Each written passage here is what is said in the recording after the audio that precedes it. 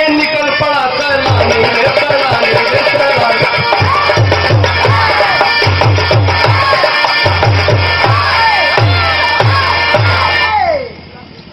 माधव सिंह से बर्दाश्त ना भय, क्यों भी अगर मरद रही को बर्दाश्त नहीं हो तो कैलन का मिर्जापुरी चौलरिया में कहना बा मास्टर, अरे गर्जा वीर बहादुर लेके, गर्जा वीर बहादुर लेके तालबा दिया हो झुझरिया जाके रोका करिया।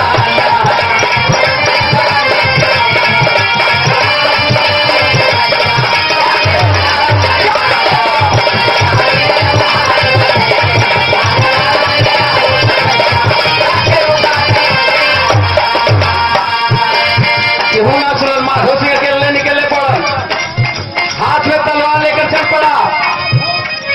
माधव से ना लिया संभाली,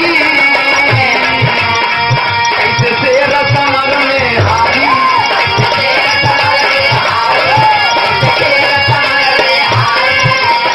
सेना टूट पड़ी ललकारी, दिल साथ सिपाही मारी।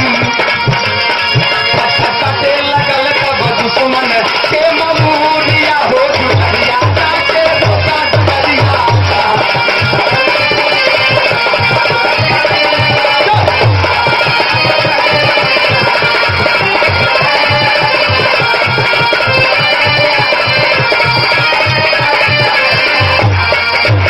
देखते देखत माधव सिंह 60 सिपाही के मार के गिरा दे और दोनों लड़कियन के छुड़ा के चल दे। एक आप पापड़ में कहना हुआ मास्टर,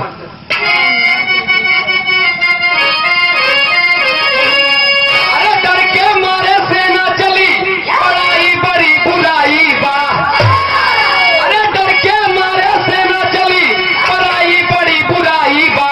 माधव सिंह से पार कोई ना पाई बड़ी बुराई बा।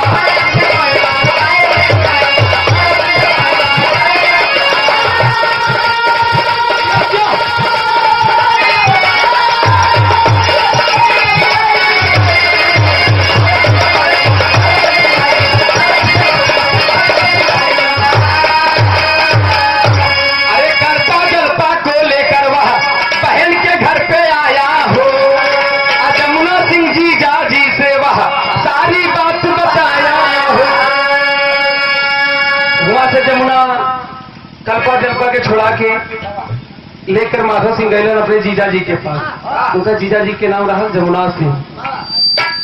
अरे सुन के जमुना सिंह कहा मुस्काई बड़ी बुराई बा।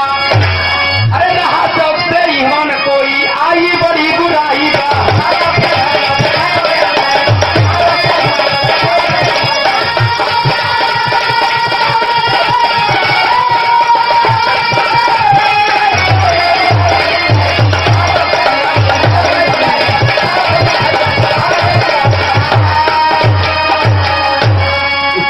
आशीर्वाद परम आदरणीय हमारे चाचा जी राम प्रकाश यादव कोठियाई की पावन धरती से बार बार प्रणाम बा।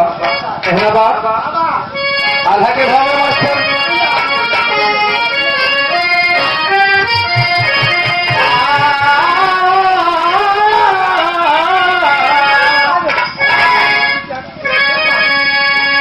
कैले ऐलान तब सिकंदर वो ही खरिया बाबू।